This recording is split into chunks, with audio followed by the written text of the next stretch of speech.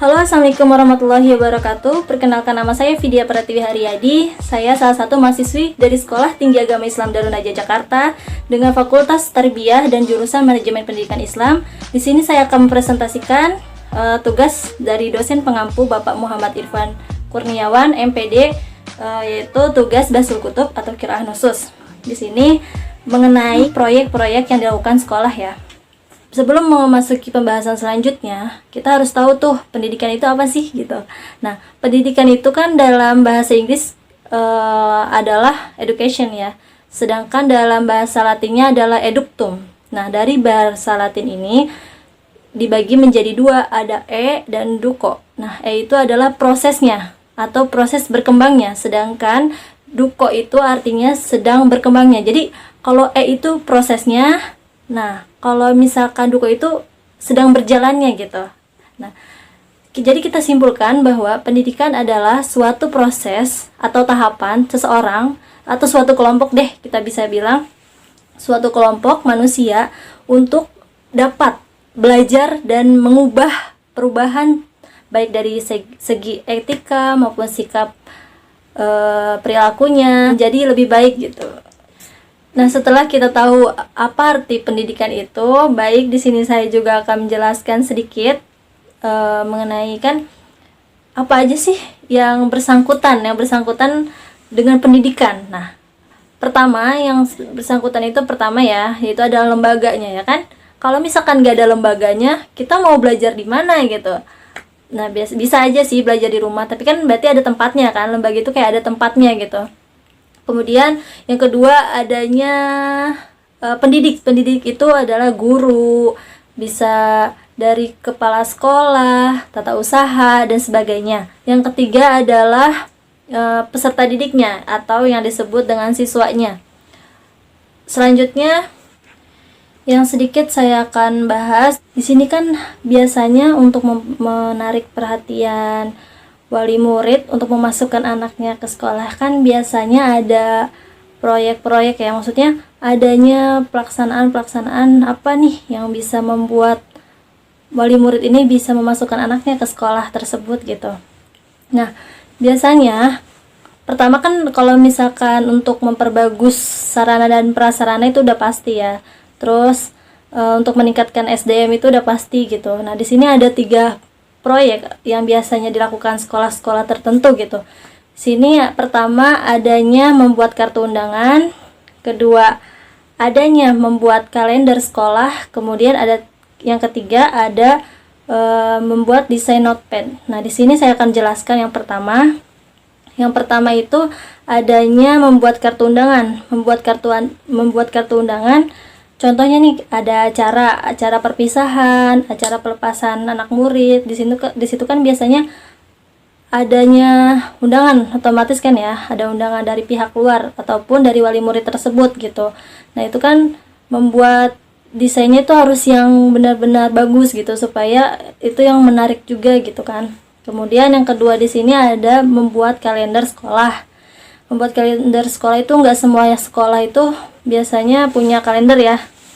Nah, kalender sekolah itu kan biasanya ada tentang jadwal-jadwal kegiatan-kegiatan dalam 1 tahun ke depan. Nah, 1 tahun ke depan itu kan biasanya ada tentang rapat harian, kemudian ada jadwal ajaran baru, masuknya ajaran baru, libur, kemudian ada pembagian rapotnya, itu sudah tertera gitu di situ. Nah, dalam pembuatan kalender yang menarik itu bisa menggunakan kain.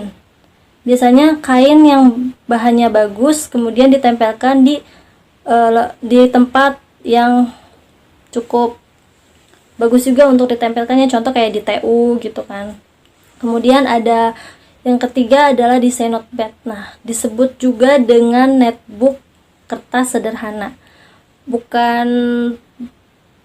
Maksudnya bukan dengan kertas sederhana gitu. Maksudnya netbook kan kayak memiliki informasi tapi ini dalam bentuk kertas.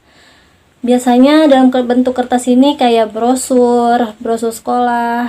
Kan biasanya tertera foto-foto kegiatan, foto-foto tempat-tempatnya gitu. Misalkan ada tempat kantin itu seperti apa, koperasi itu seperti apa, kemudian lapangan, biasanya ada lapangan tuh, misalkan kalau misalkan ada lapangannya 3, di situ disebutkan ada 3 lembaga ada 3 lapangan gitu, dan lain-lainnya gitu. Oke, selanjutnya dari tugas ini yang telah saya rangkum, di sini ada 3 poin untuk menetapkan tujuan hidup. Tujuan hidup ya. Biasanya kan kalau tujuan itu pasti kalau hidup kan ada tujuan ya. Di sini yang pertama adanya menetapkan tujuan. Kemudian yang kedua adanya hitung biaya atau disebut dengan memperhitungkan segala sesuatu. Kemudian yang ketiga adalah lakukan. Di sini yang pertama saya urutkan adalah menetapkan tujuan. Nah, jadi kalau hidup aja perlu tujuan, jadi apapun itu harus ada tujuannya gitu. Apalagi kalau misalkan tujuannya itu baik, itu sangat bagus. Dan di sini dalam menetapkan tujuan itu harus jelas, kemudian tidak hanya cuman angan-angan keinginan aja, tapi juga harus memiliki tonggak dan langkah untuk mencapai impian kita. Contohnya kalau misalkan kita mau sekolah di sini, tujuan kita apa sih gitu. Kalau misalnya tujuannya baik, otomatis kan itu harus bisa menjadi tekad kita untuk mencapai impian tersebut. Nah, kemudian yang kedua itu adalah hitung biaya atau memperhitungkan segala sesuatu. Setelah menetapkan tujuan, biasanya kita ada langkah selanjutnya kan. Nah, ini adalah memperhitungkan segala sesuatu. Jadi tuh kalau misalkan udah menetapkan tujuan tuh nggak cuma menetapkan tujuan aja gitu. Jadi kita mengacang-acang. Maksudnya apa ya? Kayak kalau misalkan kita memiliki tujuan itu, apa sih perubahan yang kita dapat gitu. Terus apa sih yang dapat meningkatkan kemampuan kita gitu nantinya.